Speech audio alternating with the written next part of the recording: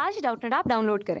Doubtnut पर अपने सभी गणित, रसायन विज्ञान, भौतिक विज्ञान और जीव विज्ञान के डाउट्स का करो सफाया। बस प्रश्न की फोटो खींचो, एक ही प्रश्न को क्रॉप करो और तुरंत वीडियो सोल्यूशन पाओ। अभी डाउनलोड करें।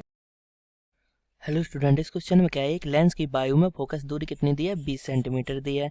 ठीक है, तो इसे अपवर्तनांक 1.3 के द्रव में डुबोने पर फोकस दूरी की गणना हमें करनी है। ठीक है, तो लेंस का अपवर्तनांक हमें कितना दिया है, 1.5 दिया है। ठीक, तो सबसे पहले हम देखते हैं फोकस दूरी का सूत्र क्या होता है किसके केस में, जब हमें लेंस का अपवर्तनांक दिया हो। तो 1/f फोकस दूरी होती है μ-1 इंटू 1/r1 माइनस 1/r2। जो r1 r2 है तो वो लेंस के दोनों पृष्ठों की वक्रता त्रिज्या है। ठीक है, तो μ1 जो है म्यू क्या है, म्यू है अपवर्तनांक। ये अपवर्तनांक है और किसमें है, माध्यम के सापेक्ष में है। जिस माध्यम में रखा है उस माध्यम के सापेक्ष अपवर्तनांक है। अब हम देखते हैं, ये पहले वायु में रखा है तो वायु के सापेक्ष अपवर्तनांक क्या होगा, 1/f हमें दी थी, कितनी दी थी, 20 दी थी, अभी नहीं रखा है हमने, ए लिख देते हैं, 1/f है म्यू वायु के सापेक्ष कांच का अपवर्तनांक माइनस 1 इंटू ये r1 r2 को हम कांस्टेंट लिख लेते हैं एजा, क्योंकि ये दोनों तो परिवर्तित नहीं हो रही हैं, तो एजा कांस्टेंट इसको मान लेते हैं, c लिख देते हैं।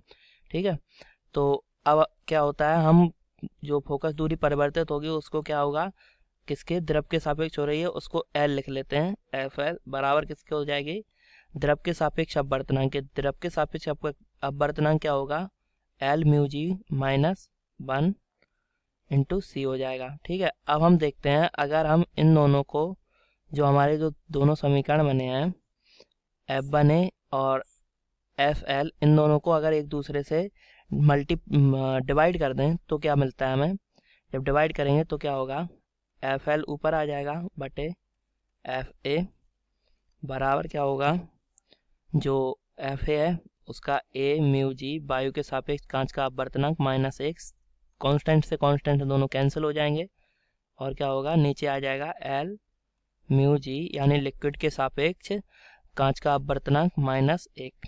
ठीक है, तो अब हम देखते हैं, हमें जो अपवर्तनांक दिया था कांच का वायु के सापेक्ष वो कितना दिया था, 1.5 दिया था, तो ये ऊपर हो जाएगा 1.5 माइनस 1 बटे, अब क्या है यहाँ पे नीचे बटे में क्या है, एक कांच का अपवर्तनांक है किसके, लिक्विड के सापेक्ष। कांच का अपवर्तनांक लिक्विड के सापेक्ष क्या होगा, कांच के अपवर्तनांक के बटे में लिक्विड का अपवर्तनांक। लिक्विड का अपवर्तनांक कितना दिया था हमें, 1.2 दिया था माइनस 1, तो ये इसके बराबर हो जाएगा। ठीक है, तो अब हम देखते हैं इसको, इसमें क्या दिया है, तो सॉरी हमारा जो लिक्विड का अपवर्तनांक था वो 1/3 था, 1.3 था, मैं कंफ्यूज हो गया था, सॉरी। तो 1.3 रखते हैं यहाँ पे। तो अब हम देखते हैं यहाँ पे, इसको सॉल्व करते हैं, 1.5 माइनस 1 बटे ये हो जाएगा 1.5 माइनस 1.3, और जो 1.3 नीचे आएगा जिसका एलसीएम होगा उसको हम ऊपर लिख सकते हैं ना, इसके मल्टीप्लाई में 1.3 ऊपर आ जाएगा। अब हम इसको सॉल्व करते हैं तो ऊपर क्या मिलता है हमें, 0.5 गुणित 1.3 बटे में 0.2। ठीक है, तो हम इसको सॉल्व करेंगे तो ये 5/2 आ जाएगा इंटू 1.3 आ जाएगा, तो इसको लिख सकते हैं हम, तो हम लिख सकते हैं 6.5/2।